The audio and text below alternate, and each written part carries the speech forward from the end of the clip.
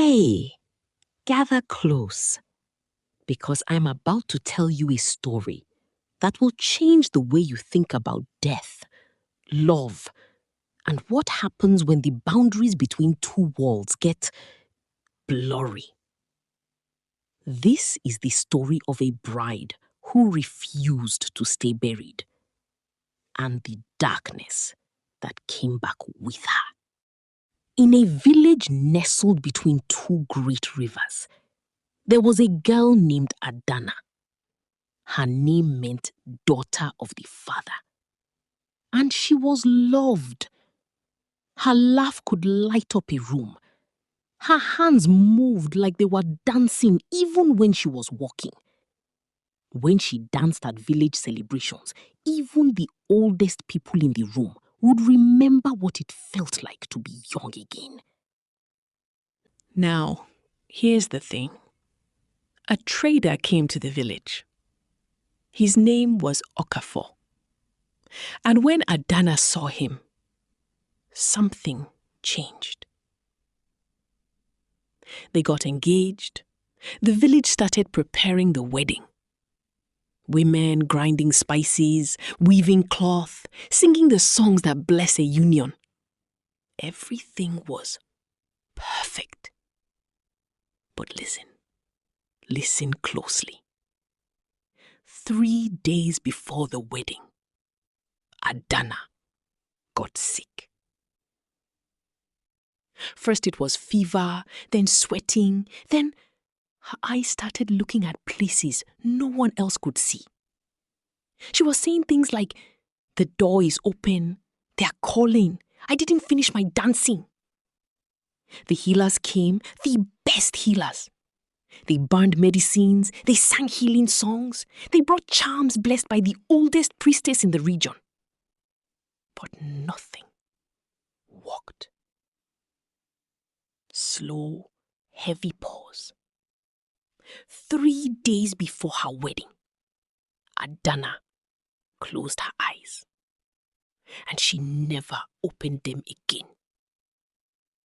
The village wailed, the women tore their wrappers, the men hung their heads. The wedding drums were turned upside down.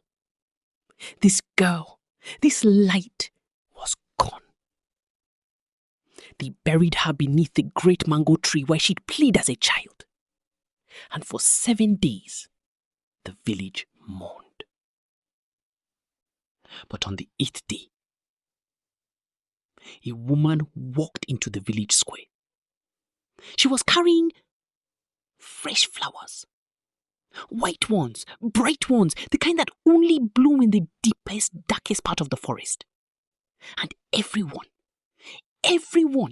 stopped what they were doing. Water gourds fell to the ground. Children hid behind their mothers, because the woman walking toward them was Adanna. But something was wrong. Her burial cloth was dry, not a speck of earth on it. Her skin glowed like moonlight, and her eyes looked through people instead of at them.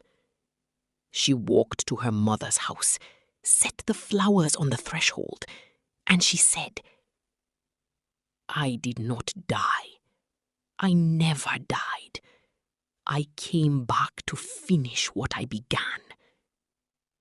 Now, you might think this was good news, right? Death was cheated. The bride returned. Miracles do happen.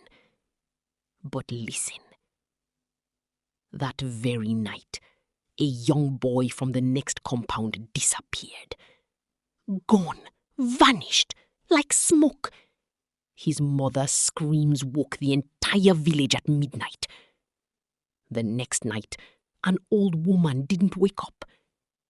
The next night, a trader was found in the marketplace, his eyes open, but seeing nothing. Not dead, but not alive either. Every single night, someone disappeared, someone vanished, someone became less than they were. And slowly, slowly, the village understood. Adanna hadn't come back alone. Something else came back with her. Something wearing her face. Something wearing her voice. Something that was feeding on the village, pulling people into the spaces between life and death, the moments between one breath and the next. Fear settled over that village like dust in the wind. Parents held their children close. Fires burned all night. No one felt safe. And that's when an old man stepped forward. His name was Agwu. They called him the Turtle of the Elders because he moved slowly but saw everything. He had known Adanna since she was small, and when he looked at the thing wearing her shape, he recognized it. He called the village together, and he said, "This is not Adanna. Adanna is at rest, but she left something behind, a longing, a thread still tied to this village, and something slipped through that opening.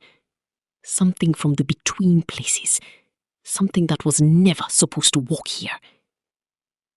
Then he turned to face the thing, and he asked it a question. Slow, deliberate. "If you're really Adanna, why can't you cast a shadow in moonlight? Why can't you taste the food we offer? Why do you grow cold when we speak of the sun?" Pause. And for the first time, the thing hesitated, because the old man had seen the truth. This wasn't a ghost. This was a spirit of endings. A darkness drawn by Adanna's unfinished wedding, feeding on incompleteness, growing stronger with every person who disappeared into that space between sleep and waking. The elders understood immediately what had to be done.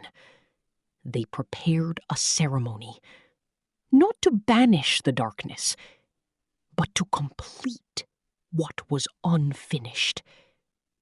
They took those impossible white flowers and planted them at the mango tree. They prepared a wedding feast. But this time, the bride was Adanna's spirit. They sang her songs. They danced her dances. They spoke her name as a blessing. And when midnight came, they welcomed her fully into the world of ancestors. They gave her permission to rest, to dance, to be whole in the spirit realm where she truly belonged. As the ceremony reached its peak, as the bells rang and the fires burned bright and the entire village spoke her name as one, the shadow thing, the darkness that wore her face, became lighter, then lighter, then like smoke in wind, it dispersed. Pause. When the sun rose, all those who had been taken came back to themselves. The boy returned, confused but whole. The old woman opened her eyes. The trader gasped like a man pulled from water. They didn't remember where they'd been. It was as if they'd simply slept. And in the afternoon, the village buried those white flowers beneath the mango tree. They carved words on that grave, reading slowly, reverently. "Here rests Adanna, who taught us that the dead must be released, that incompleteness can invite darkness, that love itself must have an ending before it can have peace." Okafor, the young trader, never married another. Instead, he traveled from village to village telling this story so others would understand something crucial. Not all deaths are bad. Not all partings are cruelty. Sometimes, the most loving thing you can do is let go completely. And so we say, as the wise ones have always said, a death that is properly honored becomes a protection. A spirit that is properly released becomes a blessing. And the line between this world and the next is made sacred, not by our fear, but by our love. This is the tale. And it is true, as all true tales are true.